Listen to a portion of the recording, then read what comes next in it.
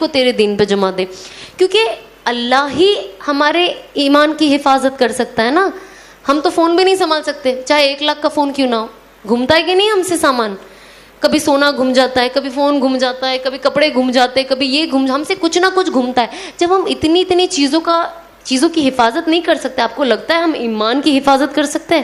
تو اسی لیے ہمیں اللہ سے ہمیشہ کہنا چاہیے کہ اللہ میں تو کچھ نہیں کر سکتی ہوں, آپ ہی کر سکتے ہو, تو پلیز میرے ایمان کی حفاظت بھی آپ کے ہاتھ ہے, پر محنت کرنا میرا کام ہے.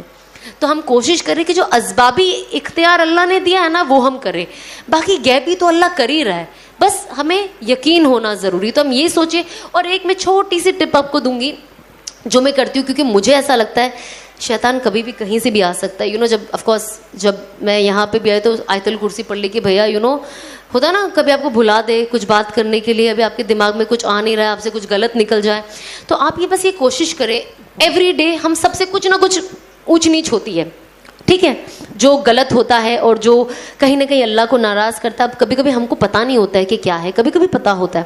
تو اللہ سے صرف آپ کوشش کریں عشاء کے بعد جب بھی میں ہمیشہ دن کے آخر میں کوشش کرتی ہوں کہ میں کروں, آپ کوشش کریں کہ بس آپ 2 رکعت نفل پڑھیں اور نیت کرے کہ اللہ 2 رکعت نفل نماز ادا کرتی ہوں, مجھے میرے نفس سے اور شیطان کے وسوسے سے بچا, کیونکہ ہمیں صرف شیطان کے وسوسے سے نہیں اپنے نفس کے وسوسے سے بھی بچنا ہے.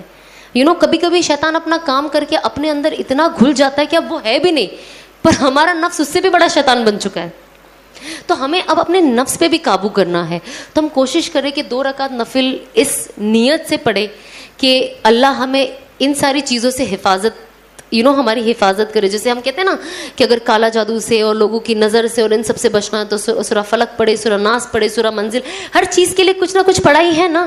تو ہم کوشش کریں کہ ایٹ لیسٹ یہ ایکسٹرا 2 رکعت نا آپ اپنی نفس کے لیے اور شیطان کے لیے ایک دم فکس کر دے کہ یہ تو پڑھنا ہے جس سے میں اس سے دور رہوں. اور بس آپ کوشش کریں کہ ہر وقت آپ نماز جتنا وقت پہ پڑھے, کیونکہ کہتے ہیں نا کہ جب انسان ظہر آپ عصر کے بعد بھی پڑھ لو تو اللہ اس کا کیا کہتے ہیں فائدہ دے ہی دیتا ہے, پر اس کی برکت ہے نا وہ نہیں ملتی ہے نا. ثواب مل جاتا ہے, برکتیں نہیں ملتی ہے.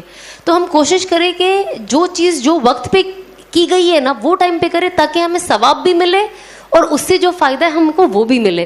تو ہم کوشش کریں کہ نماز کے پابند بنے. آپ کی زندگی نماز ہی بدل سکتی ہے, ٹرسٹ میں, اور کچھ نہیں بدل سکتا ہے.